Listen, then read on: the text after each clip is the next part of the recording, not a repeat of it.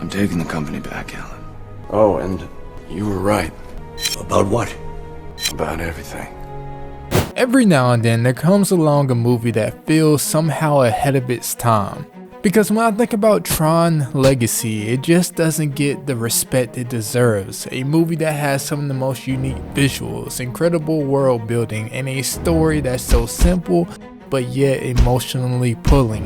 And with all that, it still has somehow managed to, in a way, fly under most people's radar for the majority of the 21st century. But I'm here to change that. And this is why I, and you should also love, Tron Legacy.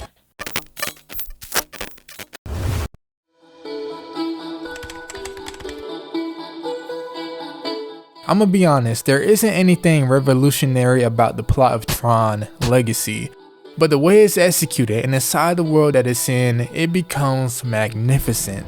The plot itself is straightforward. Son of a billionaire company loses his dad until he stumbles across his old work, but where the movie takes it from there is just on another level. And I think the first step that the movie takes in showing us this is in the world of Tron itself.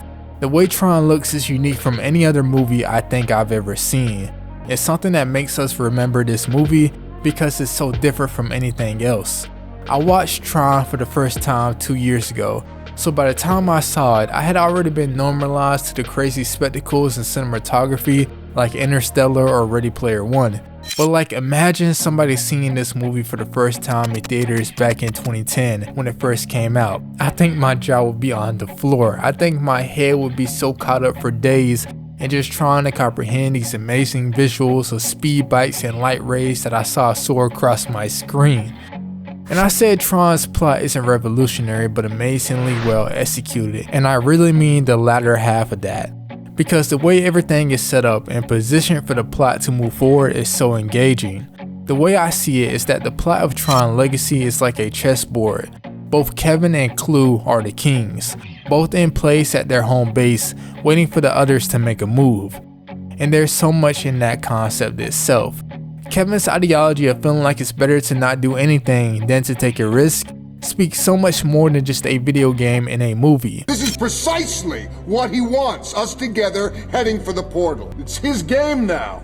The only way to win is not to play. Oh, well, that's a hell of a way to live. Kevin has to learn that taking a risk is necessary to achieve a certain goal. No risk, no story. And that's honestly ironic because without any of the pieces on Kevin's side of the board willing to take a risk, we wouldn't have a movie plot at all. And what would this movie even be without those other pieces on the board? If I'm being honest, the relationship dynamics are incredible before we even get inside of the world of Tron. Here, these are the keys to the arcade. I haven't gone over there yet. I thought you should be the one. Alan, you're acting like I'm gonna find him sitting there working. Just, hey kiddo, lost track of time. Wouldn't that be something? And is it just me, or is this relationship dynamic like top 3 in the whole movie? And we only get about 5 minutes of screen time of it. But it's all that's needed because it's simple. Sam might not admit it, but he misses his dad. And underneath that is the idea that Alan still believes that his dad is somewhere out there. He believes in the person he got to know over the years. And on the opposite, Sam has seen the rodeo enough. He's tired of waiting for his dad to come back with no hope. And yet it's the belief of Alan that pushes him to seeing who his dad truly was all this time. You're here. I'm here. There's so much depth on depth in a story that we saw for only 5 minutes. And it was just the start of us seeing great characters in this movie.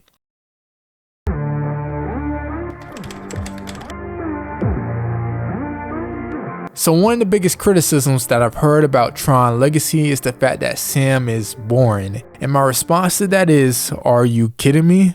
I get it, Sam isn't Batman or Katniss Everdeen, but there is a story here. The kid lost his dad, the kid grew up without his dad, and he gets the chance to confront all of that. He gets a chance after all these years to step into his dad's mind. And call me crazy, but that concept is pretty interesting. But more so, it's interesting in how he responds to all of this, how he challenges his own dad's ideology. Don't you want that? Sometimes life has a way of moving you past things like wants and hopes. That's great, Dad. Keep telling yourself that. But there's even more to the story, there's more to the characters. Korra is maybe the most unique of all, a living embodiment of what humanity can be. Always being curious and wanting to learn, a fish out of water but somehow smarter than all of us. Korra may be where the core foundations of this movie lies. Korra, you get it? Okay, I'll just continue. If we're going to go back to the chessboard, Korra would be the queen, able to comprehend the entirety of the board like no other character really can, an extension of the king that all the hope of the game rests on. I love how Korra has an innocence about her that a lot of other characters lack in this movie. She represents a clear part of humanity that the movie can't function the same without her.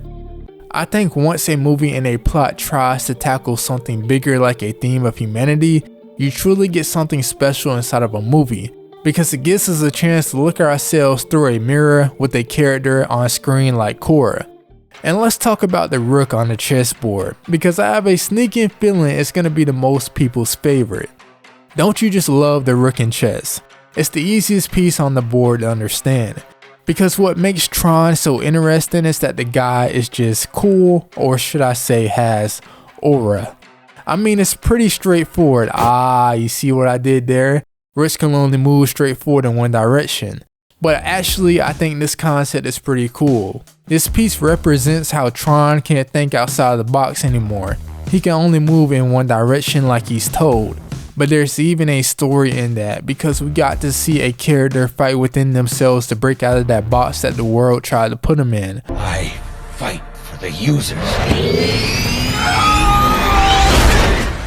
Tron's story between Kevin and Clue is one of the best in the movie, and let's talk about those kings on the table.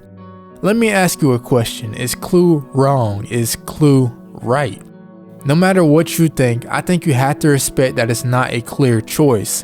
Now, I'm not condoning mass genocide, but this is as much as Kevin's fault as it is Clue's. I think that's where their dynamic lies, why it fits so well with the rest of the themes in the movie. The cause and the effect, the risk you take to create something and the story that follows it.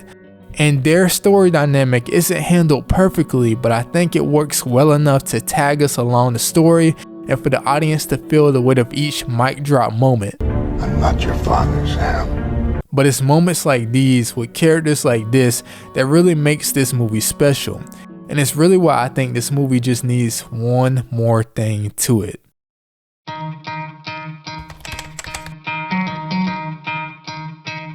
We need a sequel. I don't think there's any other way to put it. And I don't know if Tron Ares is the one that I want. I want these characters from Tron Legacy. It just honestly shocks me that a movie with such an interesting plot, a world that's only limited by imagination, characters with so much potential, and a score, and that score that manages to catch all of this movie in one sound, might never get a true sequel. But do we need one? Is this enough? Should I just settle for the soft reboot of Tron Ares? Nah, I don't think I will. Because I'm excited to see Tron Ares, but these characters have grown on me. This little story has grown on me, and I gotta say, I love it. Would adding on to this story only diminish the gift that we have now with it? The truth is, I don't know. I really don't know. I can say that Disney movies are getting sequels that I might have already well overdone it, so what would one more Tron Legacy movie really hurt? But you can't tell me that you wouldn't want to see Tron in a story where he gets to find himself again and joining Sam and Korra and fighting for the users. You can't tell me that you wouldn't want to see Sam returning back to the grid. If nothing else, I just want to see more of the world of Tron, more of the possibilities that this cinematic world has to offer. More of what me and you can learn about our own humanity through Korra, and all the other characters' stories that lie on the grid. And I think Tron Ares may be able to deliver that. But if it never happens, I'm okay with it. I found a way to be okay with it, because this movie has already done its job of leaving a lasting impression on me. If you couldn't already tell from watching this video, there's something about it that grabs my attention, and no matter how long I make this video, I may never be able to put it into words. So with that being said, this has been Why Me, and hopefully you too found a way to love Tron Legacy.